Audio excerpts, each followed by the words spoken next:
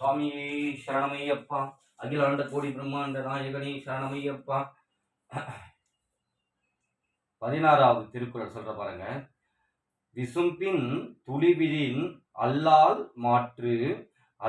மாற்று அங்கே பசும்புல் தலை காண்பது அரிது. பாருங்க, இதனுடைய விளக்கத்தை சொல்ற பாருங்க. மேகத்திலிருந்து மழை துளி விழுந்தால் அல்லாது இவ்வுலகில் பசுமையான புல்லின் நுனியும் காண இயலாது.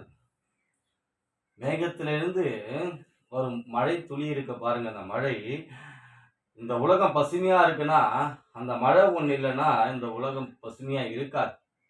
அந்த மழை ஒன்று பெய்தால் மட்டும்தான் செடிக்கெல்லாம் உயிர் வளர்ந்து நம்ம எல்லாமே பசுமையா காண முடியும். அப்ப மழை எவ்வளவு ஒரு அற்புதமான ஒரு இது பாருங்க. அதை நம்ம காக்க வைக்கணும்னா அதை நம்ம காக்க வச்சு நம்ம பல உயிர்களையும் நம்ம காக்கணும். அப்போ மழைத்துளி எவ்வளோ ஒரு முக்கியம் பாருங்க. அதை நம்ம எவ்வளோ வீணடிக்கிறோம் பாருங்க அந்த மழைத்துளி.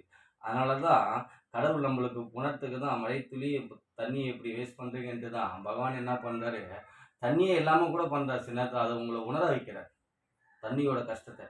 அதனாலதான் இங்க மழைத்துளி ஒண்ணு பெய்யலாம், மனிதர்களிலிருந்து விலங்கிலிருந்து செடி கொடி மரத்துல இருந்து வாழ முடியாது.